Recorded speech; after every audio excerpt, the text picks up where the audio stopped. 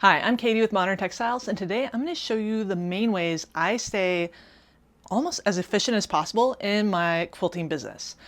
And don't fret, if you are not a quilting business owner, you might want to stick around because I have quite a few tips. Some of these definitely apply to you if you have a small sewing area, or if you're always moving to and from maybe your kitchen, your dining room table, wherever you can sew. Some of these tips are definitely going to be helpful for you. All right, so first and foremost, I want to go over, I have three different channels that I work in with my quilting business. So first and foremost, I'm a professional long arm quilter. So my long arm quilting machine has to be running all the time. If it's not running all the time, essentially how I look at it is it's not earning its keep. It needs to make its money and pay for its own rent over here. That's why I keep pointing over there. It's over living right behind this camera here. So first and foremost, long arm quilting services. I do that for clients. I do binding services as well.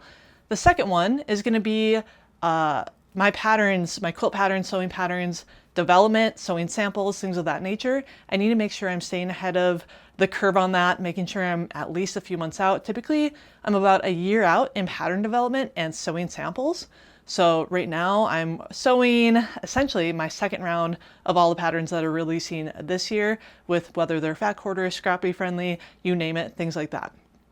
And then last but not least, I offer custom or commission quilts. So for people that don't quilt, or right now I'm working on a pretty big contract for another quilter who has been hired to make a large, like hundreds of quilts.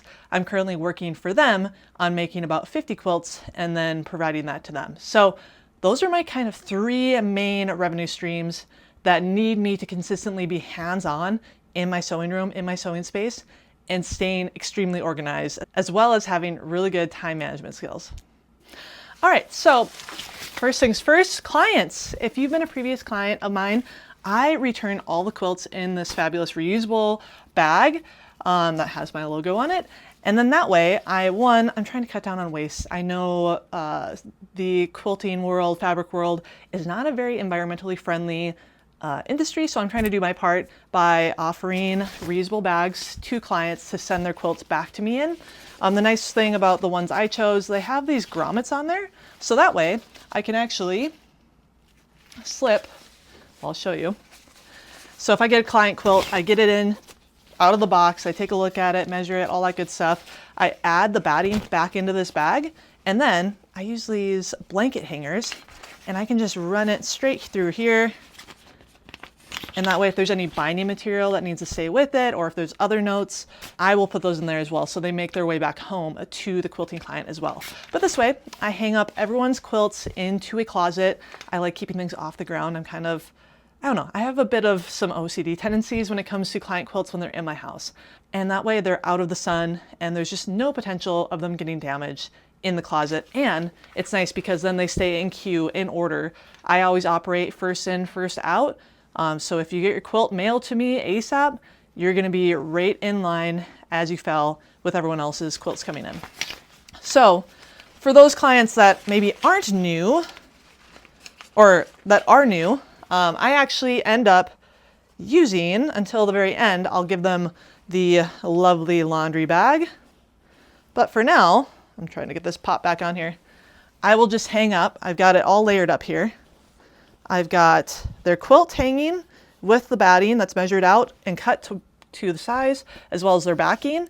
And then I put this right in queue as well. I always have a hang tag that goes onto the neck of my blanket hanger. And then that way it reduces any number of folds. And yeah, so that is how I keep my quilting queue in order. Everything's together. I know whose is whose. I've got all their notes put together with the quilt. And then that way there are no issues on my end for getting those quilts done as they need to be done. All right, you may be wondering, this thing is massive. I got this on a sweet deal when Joann's was closing, but this just has all of my pattern testing works in progress. So each tray is gonna be for a different project that I'm working on. And once again, it's in order, so I just know to grab and go with whatever it may be. This one at the very top is already pieced, so it's very, very empty. It has the binding left, and then I have the pattern sitting there with it, so that way I know which project it goes with, And that way there's no going, why do I have this little half yard of 1/8 inch gingham? You know, it doesn't make sense. So I always just make sure pattern stays with whatever last bits that don't have a home yet or aren't a part of the quilt. So right now the quilt top is currently in the queue waiting to be quilted. I just have to plan out a new design, and it's coming around. It's coming around. But once again, just so you know, my quilts are in the queue right along with yours. So I don't get, unless I work a weekend, which I really do my best to try not do that, then my quilt just sits in the queue, and when it's their turn, that quilt gets to go on the long arm, and then I stitch it out. So there's no jumping the queue for me in that fashion. And with that,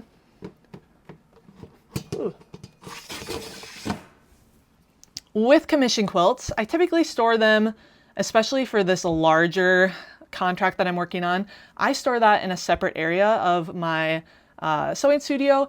It's on one of my shelves below my cutting table because it is such a large quantity of fabric that I usually get about 12 to 15 yards of the background fabric in, and then I work at 4 quilts at a time.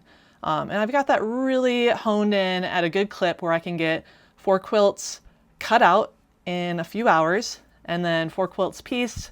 And these are very minimalist, very artistic looking quilts. They are pieced probably within a good 8 to 10 hour day, as long as I'm piecing and keeping everything together. And chain piecing, that's a big thing for me, is chain piecing, as well as making sure all like blocks are created at the same time. And then from there, assembly and getting it quilted. And once again, I make sure that I've got everything timed out, that those hit the queue right when I know I need to be having them completed. And so I have 4, pretty much a gap of 4 that just rotates with the queue, and making sure that it doesn't interrupt any of my client services, but making sure that it gets done in order for the customer that I'm working for. And then typically, if I am working on, say, a 1 or a 2 off quilt, I'll typically put them within line of my pattern development testing phase of the spin system. So I have 2 systems, essentially, if you will. One is going to be my long arm system, which is going to be a hanging rack in my closet, keeping everything off the floor, measured as soon as it's taken in, so that way I know I've got the proper size batting. And then also my, essentially, whatever is being pieced in studio here. So whether it's my own patterns or if it's for clients that want custom quilts, then that's what I keep this in line. And that way everything just naturally falls in time and in place. And I make sure typically to get about, right now with that contract, I get about 4 quilts done, and then one of my own quilts done a week, to make sure that I'm staying ahead of the queue. So I hope you found some of these tips helpful, not only for if you run your own business, quilty business of any sort, or just in your own home of trying to make sure you keep things together. I know when I used to do this as a hobby, it was easy for me to just lose the binding that I bought for a quilt, or the backing, or not know if I have backing material for it. So it's just really nice to have everything lumped together, and that way you're good to go. As well as, especially with batting, making sure you're measuring your quilt tops and ensuring that you have the proper amount of batting left on your roll if you buy in wholesale amount or large quantity amount when there's a good deal, or making sure that you have the proper backing and the right amount of backing material for that quilt and the binding. In the next video, we're going to go over how to clean your iron sole plate with items you probably have around your home.